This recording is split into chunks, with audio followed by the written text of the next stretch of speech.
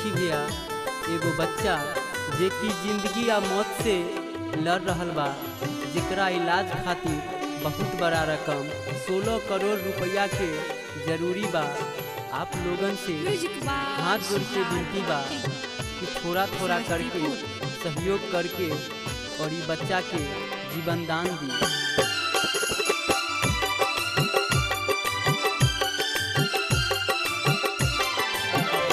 हाथ जोड़ी कही अरजी लगाई के, हाथ जोड़ी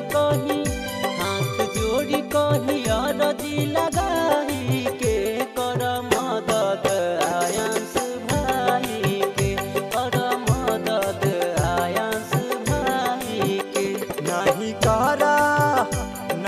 करा अलग ओकरा माई से, कर मदद आयांस भाई के, कर मदद आयांस भाई के।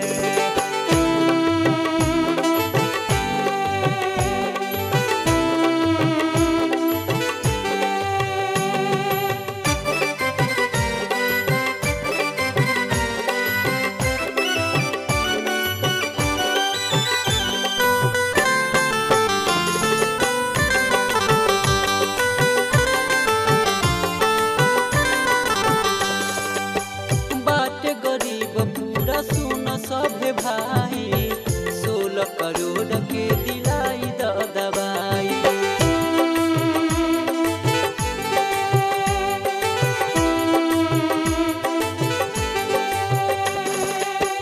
बाटे गरीब बुरा सुन सब भाई, 16 करोड़ के दिलाई दवाई।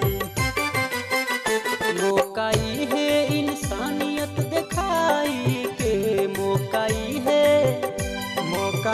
है इंसानियत दिखाई के, कर मदद आयांस भाई के, कर मदद आयांस भाई के।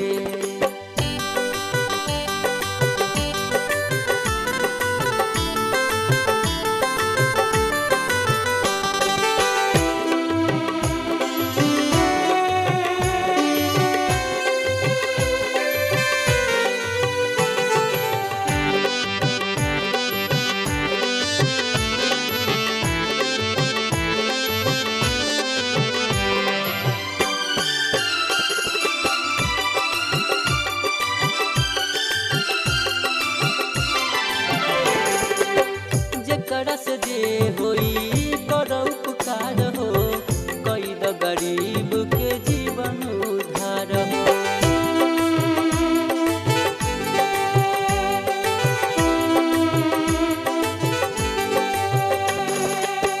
जेकरा से जे होई कर उपकार हो, कई द गरीब